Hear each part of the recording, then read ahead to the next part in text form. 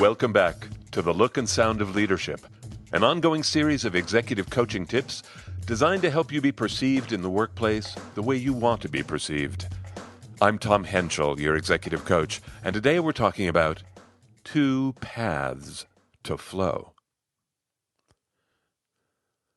Patricio came to me with a worry. He'd been holding this worry in the back of his mind a long time, but a recent incident pushed it forward. I'd originally met Patricio when he was on the leadership team at a company where I facilitated a series of learning sessions. He was a short-term CFO, parachuting into different companies every 3 to 5 years. The first time I showed up at his company, he was still in his first 90 days. He and I had connected over being the new kids. Watching Patricio get to know his colleagues was very positive. He seemed a friendly straight shooter, smart, fair-minded, with strong people skills. When he reached out to me now, I was curious to hear what worry was on his mind. He said, "I've been on a series of interviews lately, and I'm worried I'm losing my touch." "Your touch?" I asked. "What is your touch?" He said, "I've always approached interviews with the attitude that I was there to be of service to them. They've got an agenda, things they want to know. I show up with the aim of helping them get through their agenda." I asked, "And it worked for you?" "Oh, yeah," he said. "Connecting with people is where I find my flow. I've always been that way. I was the boy who could walk into a room, sense what was going on, and shift on a dime. Connecting with people where they're at has always been my go-to move." "But not now?" I asked. "Well, I'm not sure. A couple opportunities disappeared recently. I thought I was going to go farther. Look, maybe that's just the natural up and down of things, but I'm wondering, am I lousing up my flow? Maybe I am." "In what way?" I asked. "Well, I got to start by telling you why this has been on my mind in the first place. I'm a nice guy. That's the feedback I get. I am a nice guy. I don't know if you remember, but I'm an S on the disc. I'm the guy who wants everyone to get along. So I'm a really nice guy, and I will be honest with you, Tom. I think being a nice guy is a differentiator for me. Most CFOs aren't as people-oriented as I am, but that's the real me." I said, "I see how you would stand out, Patricio." He said, "So when things are flowing, when I'm connected with people, it's plain as day to me that, this person wants to skip the chat or that person wants to dig into my history. It's no sweat. I'm there flowing along. But the question I've been mulling over for a long time is whether all this being of service, all this following their lead, am I putting my light under a bushel? Am I sliding from being a nice guy to being a doormat?" He gave a rueful smile, saying, "I remember the very first time I noticed it. I was interviewing with this woman, nice woman. She'd scheduled us for an hour, and it was 5 minutes till when she asked what questions I had for her. And I remember this calculation that flashed through my brain faster than a finger snap. Yes, I have questions. No, we don't have time. So I'm going to be a nice guy and respect your calendar." And I told her, no, I didn't have any questions, but I did. And instead of asking them, I turned into Mr. Timekeeper. I took good care of her calendar, but I completely silenced myself. That incident was the seed of all this, which brings me to this recent interview. "What happened?" I asked. "I was interviewing at this company run by 2 brothers. Before they would meet me, they wanted me to meet their dad. He's the founder, but he is retired. So I am going to go talk with the dad for an hour before I meet anyone inside the business.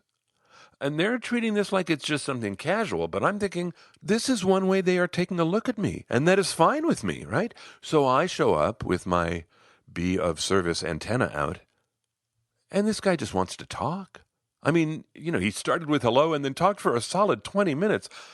When I would try and bring it back to the interview, he wasn't interested. So I'm sitting there arguing in my head, the opposite of flow, right? I am arguing. Am I going to allow myself to become invisible, doing my be of service thing? This guy wants to talk, so I'll just become his audience? Or am I going to try and create a real connection with him and let him know a little bit about myself? And by the way, I was making myself completely crazy. At one point, I imagined that the whole thing was an elaborate test. Oh, man. I lost whatever flow I had. What did you do? I asked. I decided if I was going to make any connection with this guy, it was going to be as a listener. So I stopped trying to control everything, and I remembered that listening is active, not passive. So I sat up and listened, and it flowed better. Not great, but better. Wondering, I offered, so the worry you have in all this is whether sometimes by being a nice guy and letting others take the lead, are you perhaps hiding the real Patricio? Yeah, he answered, I am hoping you can answer that. I said, ooh, I've got an idea. I don't know if it's an answer, but it might help you stay in your flow. Can I start by asking you a question? Sure, he said. You've been worrying whether you're showing up fully during these interviews, right? He said, right. So here's my question. How would you ever, ever, ever know if you showed up fully? How would you measure that? Without a pause, Patricio said, if I get asked back for the next round of interviews. I said, so you've only shown up fully when you're passed to the next gatepost. That's how you measure success, right? Right, he said. I recognize that thinking. I said, Patricio, I want to tell you about this idea of mine by telling you a story. May I? You bet, he said. This is the story I told him. Back when I was an actor, there were a group of 8 of us who would get together once a month. We were working actors. That means we had wild ups and downs, but through it all, we paid our mortgages, we paid our bills by working as actors in Hollywood. And the 8 of us came together once a month to learn from each other and, when we could, help each other out. So one day I was talking about exactly what Patricio was talking about, doing better in interviews, except for me it was auditions, right? And as I am there wondering how could I get better, this woman sitting next to me, this wonderful actress named Linda Carlson, Linda interrupted me and she said, Tom, how do you know if an audition is a success? And just like Patricio, I said, if I get the job. She reached out, she put her hand over mine and she said, but you can't control that. There are a million reasons you might not get that job, and not one of them is in your control. So by your measure, winning or losing is totally in their hands. That's a horrible, helpless feeling. And I asked, but what's the alternative? And she said, be present. The choice to be present in that room is the only thing I can actually control. So I am going to go into that room and be present with a vengeance. If the person reading the scene with me is a bag of bricks, I am going to stay present and not let that distract me. They could all be there looking at pictures of other actresses, and I would stay present. That's how I measure success. Was I present? I looked at Patricio and concluded Linda's idea was that you find flow when you're present with yourself first. That mindfulness makes any connection you make with others deeper. He said, in that version, there are no expectations, right? There's no next interview. There's no getting the job. It's just being present in the moment. In my version, I'm being of service to get the quid pro quo. It's full of expectations. Mine's future-focused. I watched him think. He said, it's as if there are 2 different doors and they both lead to flow, and they both work. One is my way, find flow by focusing on others, connect with people, read the room, let it flow. And the other is your way, find the flow by focusing on yourself. Notice everything that's going on with you and flow with the trust that I will know what to do next. I like the sound of that. I ended my story to Patricio by telling him that I had gone into my very next audition with the sole intention of being present, and I got the gig. And I remember feeling like I had cracked a code, changing how I measured success to something I could control allowed me to flow in a whole new way. My batting average rose for several years after that, and Patricio had a similar experience. At his next interview, he focused on being present, and he got passed to the next stage. He felt he'd added an arrow to his quiver that would help him target the look and sound of leadership.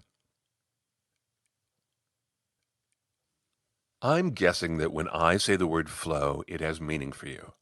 It certainly has meaning for me. I only have 2 quotes up in my office, and one of them is from the book Flow, The Psychology of Optimal Experience by Mihai Csikszentmihalyi. And the quote goes like this: "The best moments of happiness usually occur when a person's body or mind is stretched to its limits in a voluntary effort to accomplish something difficult and worthwhile." That really inspires me. The idea of a voluntary effort to accomplish something difficult and worthwhile.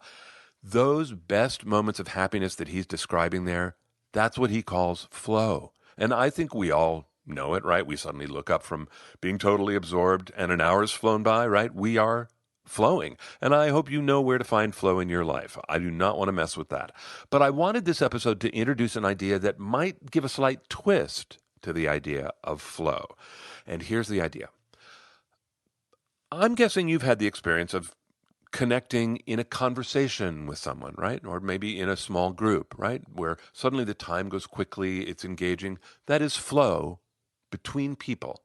What if we all consciously chose to try and create more flow in more of our interactions more often?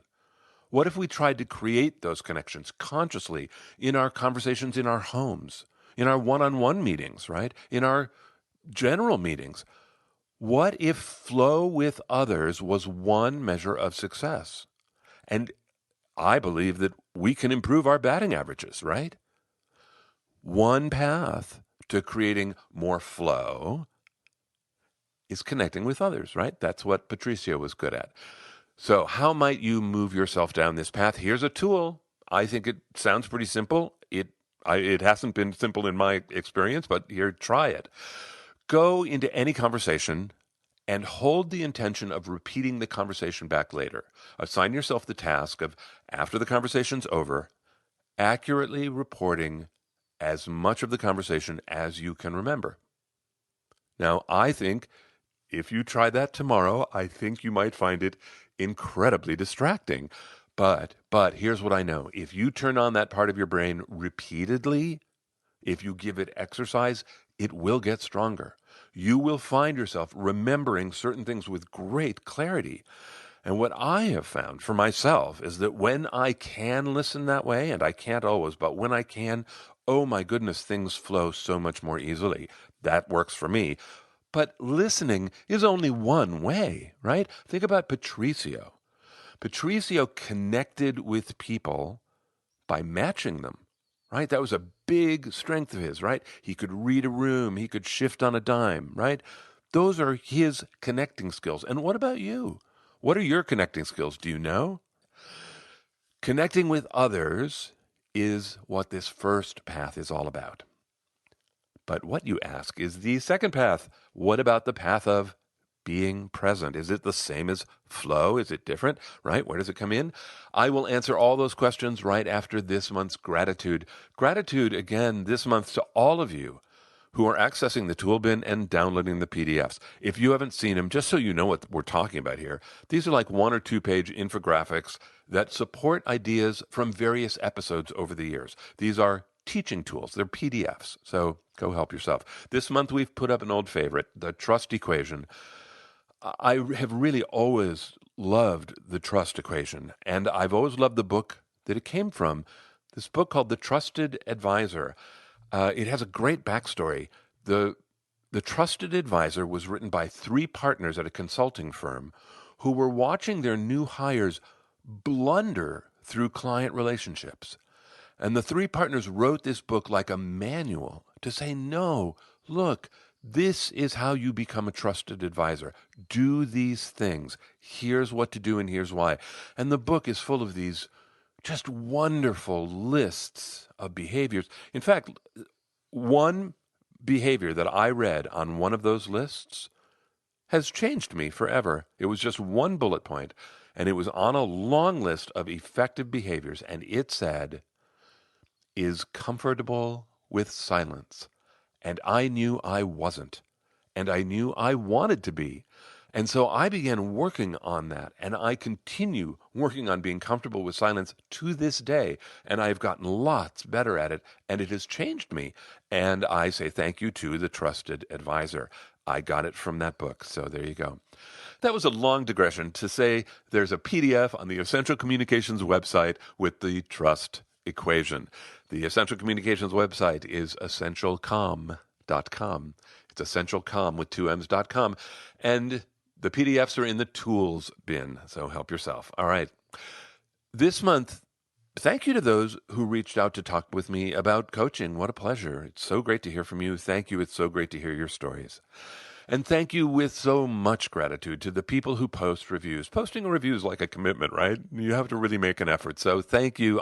It just makes such a big difference. I'm also honored by what you write. This month, thank you goes out to Mexico, Anton Kral. It's nice to be in touch with you, Anton. From here in the U.S., Chiquita Ida, G.A. New, Leadership Ninja, and M. Lemon 626.